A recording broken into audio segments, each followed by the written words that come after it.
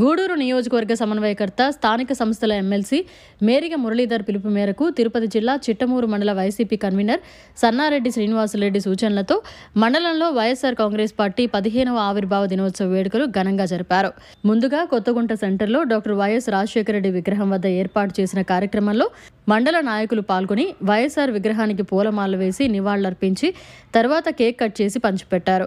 అనంతరం వైసీపీ రాష్ట్ర BC cell కార్యదర్శి మరియు మండల పరిషత్ ఉపాధ్యక్షులు బివి రమణయ్య ఆధ్వర్యంలో ఏర్పాటు చేసిన కార్యక్రమంలో మండల నేతలు పాల్గొని పార్టీ పతాకాన్ని ఆవిష్కరించారు.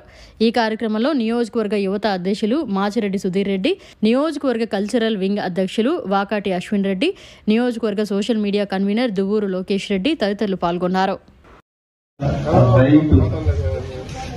కాంగ్రెస్ పార్టీ వైఎస్ఆర్సీ 15 సంవత్సరాల క్రితం ఆ పార్టీ స్థాపించినప్పటి నుంచే పేద బడుగు బలహీన వర్గాల్లో ఎనలేని సంతోషం.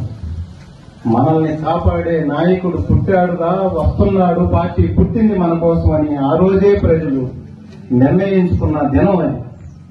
అప్పటి నుంచి వైఎస్ జగన్మోహన్ రెడ్డి గారి వెంట వీరంతా ఆయన అడుగులో అడుగు వేసి పార్టీకి ఎనలేని కృషి చేశారు. దురదృష్టవశాత్తు ఈయన పసి వయసు కావటం, అప్పట్లో స్వాములు తినే స్వాములు ఉండినారు కాబట్టి రాష్ట్ర విభజన జరిగిన వెంటనే కొంతమంది మేధావులు ఉదరగొట్టారు. ఏమని, రాష్ట్రం సీనియర్ అనుభవం ఉన్న ఆయన వస్తేనే రాష్ట్రం బాగుపడుతుంది, ఇప్పుడు రాష్ట్రం విడిపోయి ఉన్నాము, మనం కొత్త ఆయన వస్తే ఆయన ఏం చేయలేడు అన్నట్టుగా అప్పట్లో ఆ తెలుగుదేశం పార్టీ నాయకుడిని నమ్మి ప్రజలు కొంచెం తేడాతో తెలుగుదేశం గెలిపించడం అయ్యింది. ఆ ఎలక్షన్ లో కూడా ప్రజలకు ఆయన ఇచ్చిన హామీలు, నేను మారాను అంటే నేను అంతకుముందు దుర్మార్గుడిని, నేను ఇప్పుడు మారాను, నాకు ఇది చివరి అవకాశం 2014 అడిగిన మాటలు అని చెప్పి ప్రజల్ని మభ్యపెట్టి, వాళ్ళ మీడియా మభ్యపెట్టి ప్రజల్ని ఉదరగొట్టి ఆ పార్టీ గెలవడం జరిగింది. గెలిచిన తర్వాత ప్రజల్ని ఎత్తిన దోపిడీ పెట్టారు 2014 నుంచి 19 వరకు. వాళ్ళ దోపిడీ, అరాచకత్వం, ప్రజలు విసిగిపోయి నమ్మి మోసపోయినామనే దాంతో 2019లో మన జగన్ గారిని గెలిపించడం జరిగింది.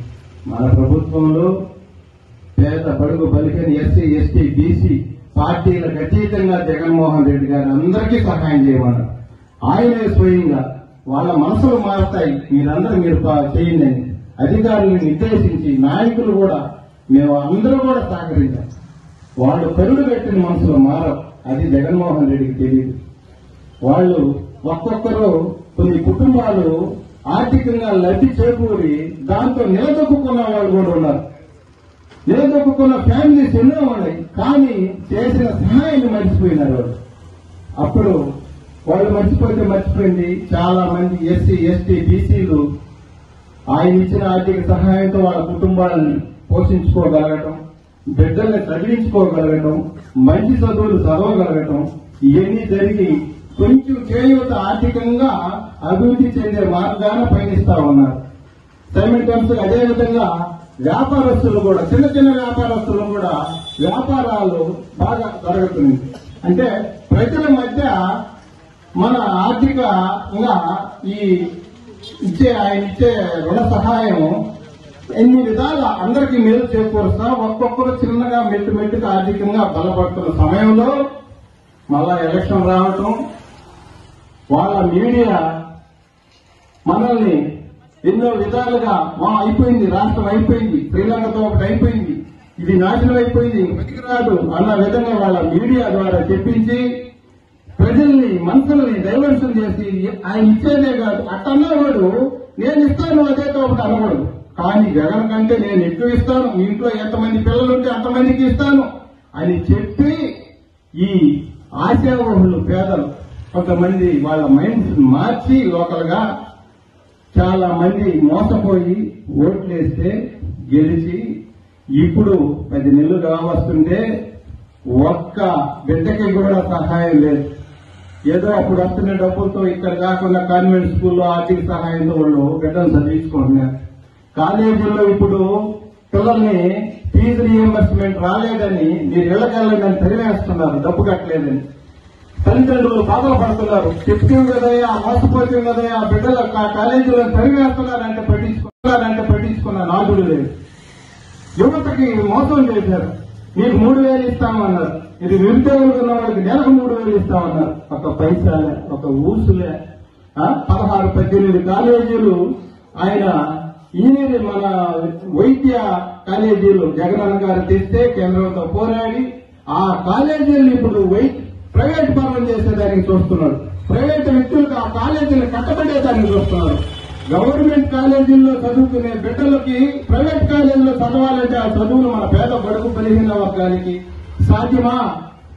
అదే కాలేజీలో గవర్నమెంట్ కాలేజీలు అయితే వీళ్ళందరూ ఆ చదువులు చదివేదానికి కూడా అవకాశం ఉండాలి కదా. ఇలా ప్రతి వ్యవస్థని మోసం చేసి అందరినీ మోసం చేసిన ఆ ప్రభుత్వం మీద ఈ రోజు మన యువత సారథ్యంలో ప్రతి జిల్లా హెడ్ క్వార్టర్లో ప్రభుత్వానికి వ్యతిరేకంగా నిరసనలు చేపట్టడం జరిగింది. ఈ రోజే మొదట శంఖారావం పూజించడం అయింది. పేద బడుగు బలహీన వర్గాలకి జగన్ గారు చెప్తున్నాడు, పతిత ద్వార భ్రష్టులార బాధ సర్ప ద్రష్టులార ఏడవకండి వస్తున్నాయి జగన్నాథ రథ చక్రాలు వస్తున్నాయని అని ఆయన సేవ శంఖం పూరించి పేదల కోసం మళ్ళా ప్రజల్లోకి రావటం జరుగుతుంది. అందువల్ల ప్రజలంతా విషయం అర్థం చేసుకుని ఆయనకు ఎన్నుతున్నా నిలిచి ఈ రాక్షస అమానుష ప్రభుత్వాన్ని ఇప్పటి నుంచే మీరు పరివేదానికి అందరూ ఒకటవుతారని ఆశిస్తూ ఇక్కడికి వచ్చిన నాయకులందరికీ ధన్యవాదాలు తెలుపుకుంటూ ముగిస్తున్నా. Thank you. మొదటగా మన ఈ ఆవిర్భావ వేడుకల గురించి మన నియోజకవర్గ యువత అధ్యక్షులు సుధీర్ రెడ్డి గారిని ప్రసంగించవలసిందిగా కోరుతున్నాం.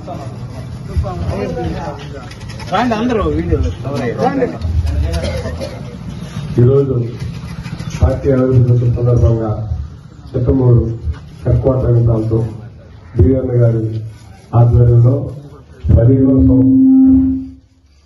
సంవత్సరం పూర్తి కావడం చాలా సంతోషంగా ఉంది. ఇక్కడికి వచ్చిన అందరికీ పేరు పేరున ధన్యవాదాలు తెలుపుకుంటూ రాబోయే రోజుల్లో మన పార్టీ ఇంకా ముందుకు పోవాలని కోరుకుంటున్నాం. ఈరోజు జగన్మోహన్ రెడ్డి లేని లోటు రాష్ట్రం మొత్తం ప్రజలు అందరికీ తెలుస్తుంది. ఎందుకంటే సంక్షేమం అయిపోయింది, ఎక్కడా లేదు. దళితులకి రాబోయే రోజుల్లో జగన్మోహన్ రెడ్డి లాంటి వ్యక్తిని మళ్లీ మనం ముఖ్యమంత్రి చేసుకోవాలని కోరుకుంటున్నాం. తీసుకుంటున్నాం. తర్వాత కార్యక్రమం ఈరోజు మన వైఎస్ఆర్ కాంగ్రెస్ పార్టీ ఆవిర్భావం చేస్తున్నాం. 15వ ఆవిర్భావంగా మనం ఈరోజు చిత్తమూరు మండలం హెడ్ క్వార్టర్లో జరుపుకుంటున్నాము. ఇక్కడ విచ్చేసినటువంటి నాయకులు, కార్యకర్తలు అందరూ కూడా నా యొక్క అభినందన తెలియజేస్తున్నాను. ఎందుకంటే మనం ఎంతో గొప్పగా ఈ కార్యక్రమాన్ని ఒక పండగలాగా జరుపుకుంటున్నాము. కానీ మన యొక్క దురదృష్టకరం ఏదో ఒక విధంగా మన పార్టీ రోజుల్లో లేకపోవడం అనేది కూడా అందరికి కూడా కొంచెం బాధాకరంగానే ఉంది. కానీ ఎన్నో సంక్షేమ పథకాలు చేసినప్పుడు కూడా అది ఎలా జరిగిందో ఎవరికి అర్థం కావలేదు. కానీ మీరందరూ కూడా, కార్యకర్తలందరూ కూడా, ప్రతి ఒక్కరు కూడా మన పార్టీ తరఫున సేవ చేయాలని ఈ 4 ఏళ్ల పాటు అతి కష్టపడి ప్రతి ఒక్కరి ప్రజల్లోకి వాళ్ళు చేసేటువంటి అరాచకాలను, తర్వాత వచ్చేంటే మనకు చెప్పినటువంటి మేనిఫెస్టో ఇచ్చినటువంటి అన్ని పథకాలు కూడా ఒక్క పథకం కూడా నెరవేర్చలేకపోతున్నారు. కాబట్టి ఇవన్నీ కూడా మనం అందరం కూడా ప్రజల దృష్టికి తీసుకోవాల్సింది కూడా అవసరం ఉంది. ప్రతి ఒక్కరు కూడా శ్రమించి ఈ విషయాలన్నీ కూడా ప్రజల వద్ద చేర్చి మన పార్టీని గురించి, మన పార్టీ చేసేటువంటి సేవల గురించి కూడా తెలియజేయాలి. కానీ ప్రజలందరూ కూడా తెలుసు, మన పార్టీ ప్రతి ఒక్కరు కూడా ఎన్నో విధాల సంక్షేమ పథకాలు ఇచ్చి ఆదుకున్నది. కానీ ఈ రోజు విద్యార్థులు చదువుకునేదానికి కనీసం వాళ్ళు ఫీజులు కట్టలేక పరీక్షలు వాళ్ళకి యువత వాళ్ళు రాజపడుతున్నారు. ఇదంతా కూడా మన ప్రజల దృష్టికి తీసుకుపోయి ప్రజల్లో యొక్క వాళ్ళు చేసేటువంటి కార్యక్రమాలను కూడా మనం ఖచ్చితంగా ప్రజల వద్దకి తీసుకోవాలని కూడా ప్రాధాన్యపడుతున్నాను. కానీ ప్రతి ఒక్కరు కూడా శ్రమ పడాలని మనకు రేపు రాబోయేటువంటి ఖచ్చితంగా మనం అత్యంత మెజారిటీతో గెలుస్తామని కూడా నేను ప్రాధాన్యపడుతున్నాను. వాళ్ళు చేసేటువంటి అరాచకాలని ఈ మనకు రేపు పార్టీకి గెలుపుకి స్వాగతిస్తుంది. ప్రతి ఒక్కరు కూడా శ్రమపడి మన పార్టీని ముందుకు తీసుకోవాలని కూడా ప్రాధాన్యపడుతూ ఈ అవకాశం ఇచ్చినటువంటి మన బీవీ రమణయ్య గారికి ప్రత్యేక ధన్యవాదాలు తెలియజేస్తున్నాను. మరిన్ని అప్డేట్స్ కోసం మన HN9 టీవీ ఛానల్ ని సబ్స్క్రైబ్ చేసుకోండి.